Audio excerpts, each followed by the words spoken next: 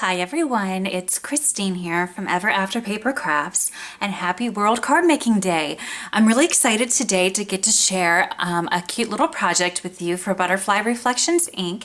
This is the sweet little card we're going to be making today, and these little critters just make me smile. I can't help it.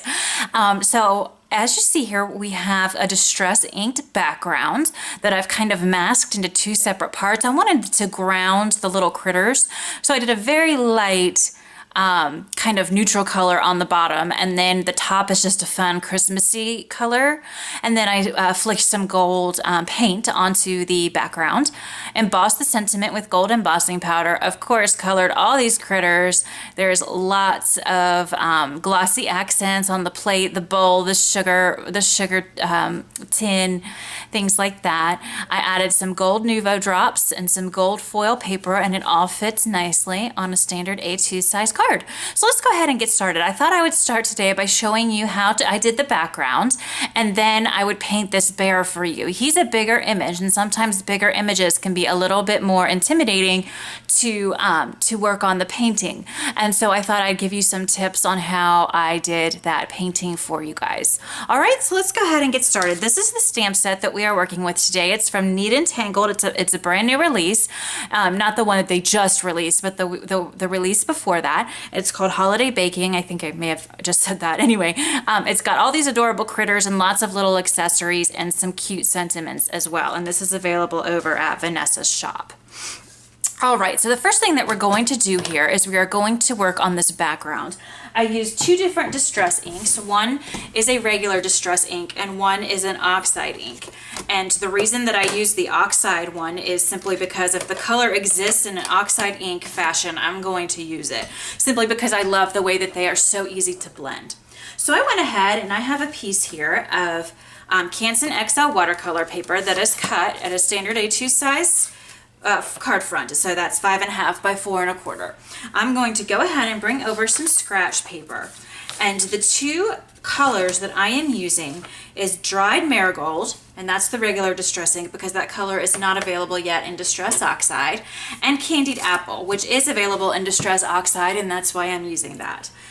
This also is a good way to show you that you can use distress inks and distress oxide inks interchangeably. There is no problem whatsoever with doing that. So these are the two colors that I used for the top portion of the card. For the bottom portion, I only used antique linen, which I also used in distress oxide format.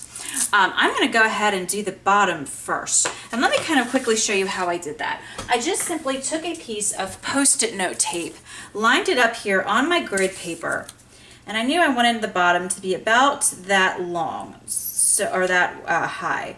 So I just simply lined this paper up with the grid on my workstation. You could do this with a ruler if you don't have a grid like this, a cutting board like the cutting mat like this. However you want to do it, to just get that tape nice and straight.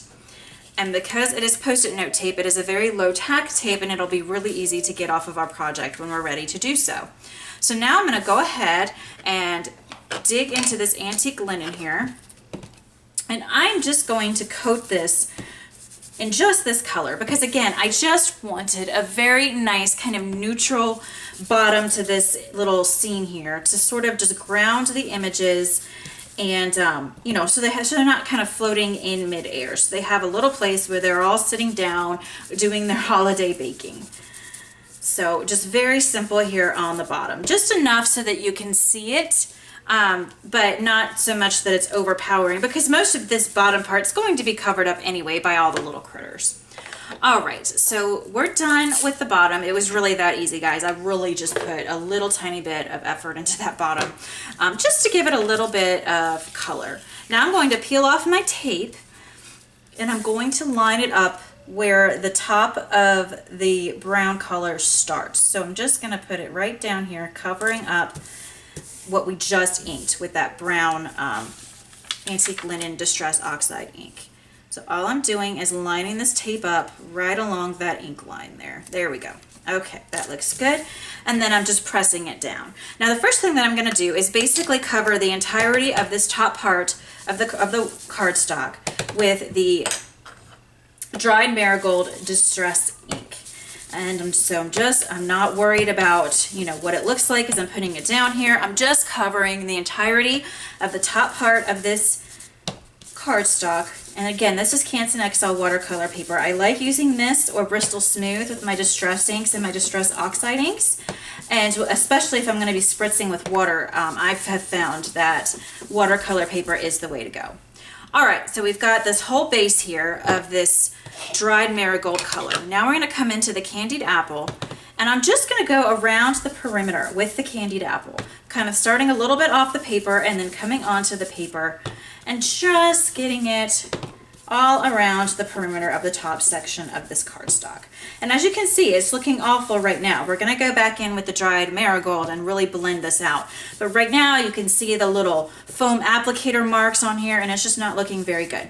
But this is why I love these inks, because I can come in now with the dried marigold and I can smooth all of this out, and it's going to look absolutely beautiful when we're all done. And I'm really not doing this, I mean, I'm not, you know, really working my arm or anything.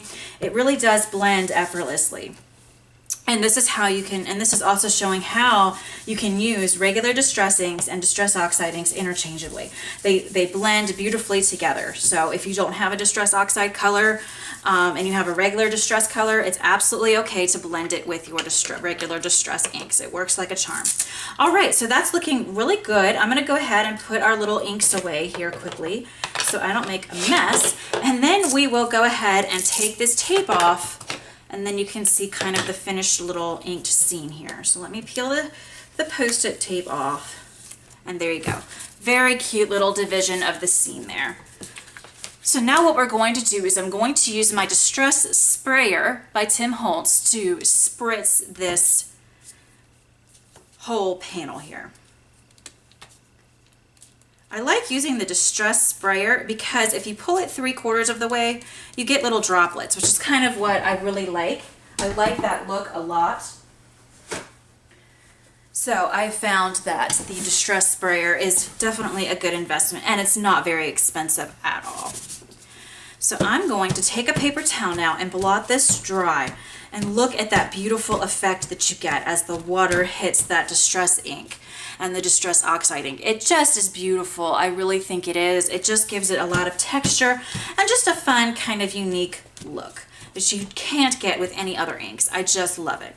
Now to finish this panel, I did one more thing, and that is I'm going to put a little bit of water in my cup here simply because I forgot to fill it up before I came on camera. So I'm going to put a little bit of water in, and now I'm going to grab my Gansai Tambi Starry Colors palette. I'm going to take a small, thin paintbrush here, and I'm going to get it nice and wet, the paintbrush, and I'm going to get this yellow gold color here, kind of in the middle of this palette.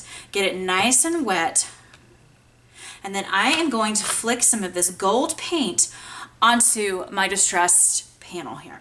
And it's just going to add some really pretty gold dots for us. Really, really pretty.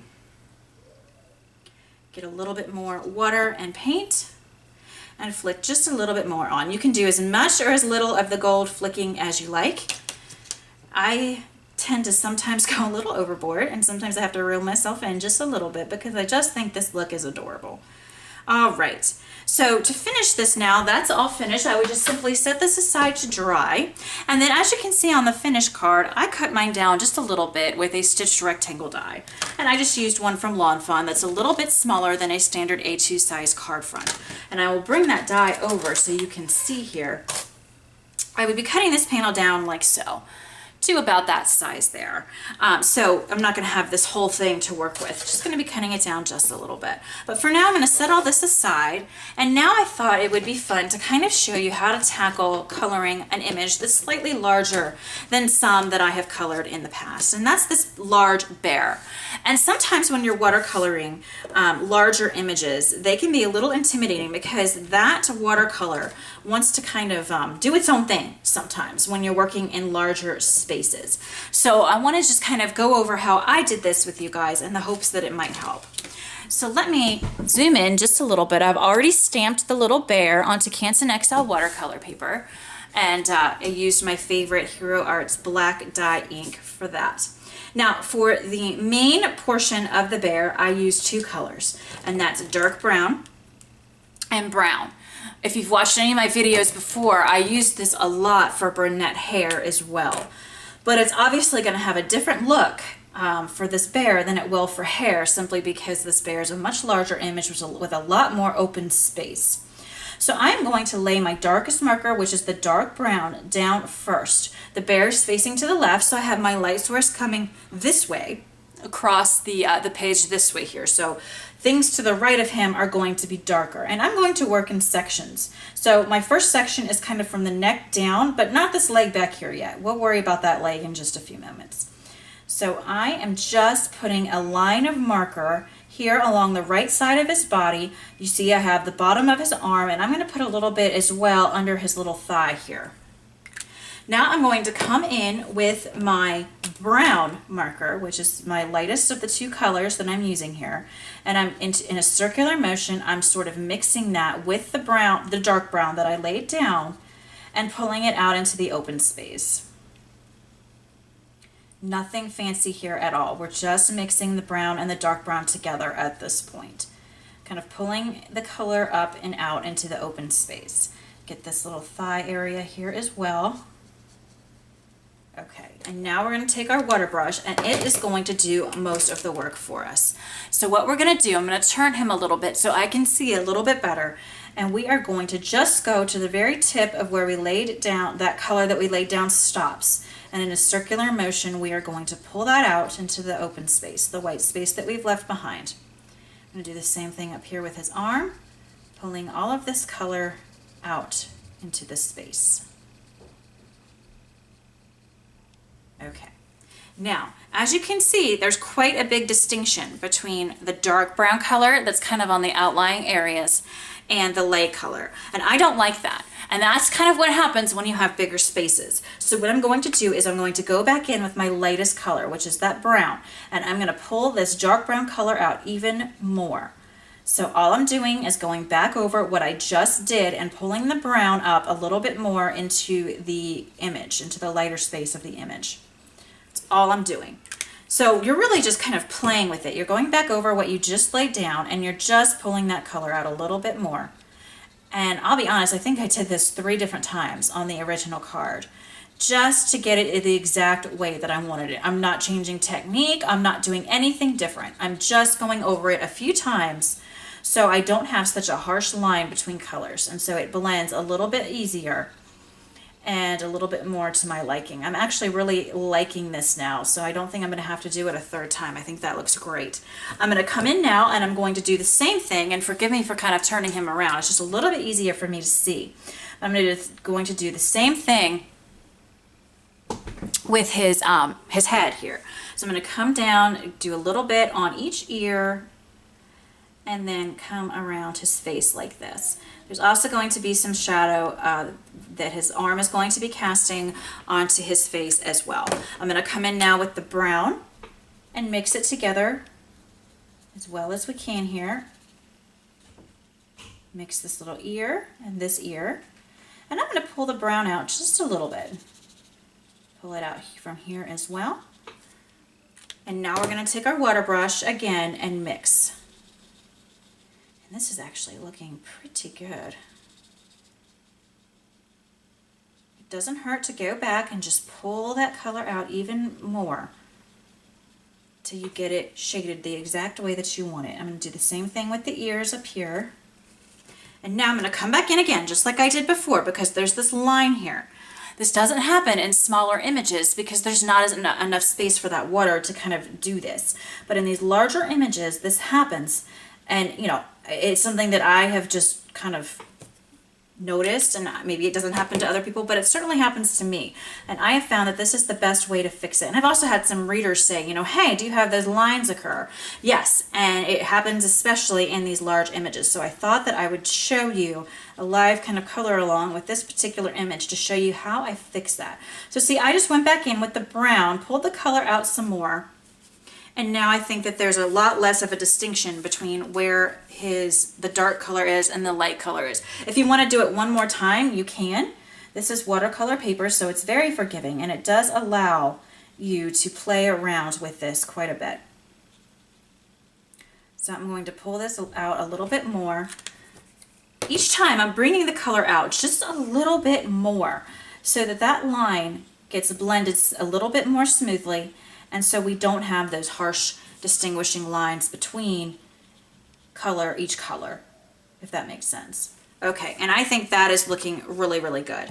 So now we just have his little arms left to finish, and this arm here and then one leg. So I'm going to do that very quickly here. Again, putting down, these are putting down the dark brown and then coming in with the brown. These are much smaller spaces, so we're probably not going to have as hard a time with these smaller spaces here. And so I'm going to just pull the color, blend it beautifully. See how easy that was with just one pass? And again, it's just the size of the space. That's all it is. Coming in again with the little brown color here. And then our water brush. For his little nose area, I did a little tiny bit of brown, and then I came in with some light brown because I wanted it to be slightly lighter in color than the fur. I wanted his muzzle to be a little bit lighter in color. So I'm coming in with the light brown now, and then we will pull all of this out. And that's very cute. Finally, I took some light pink for the inside of his ear, lightened that down just a little bit with my water brush, and then I put some light pink on his cheek. It's very hard to see it, but it's there.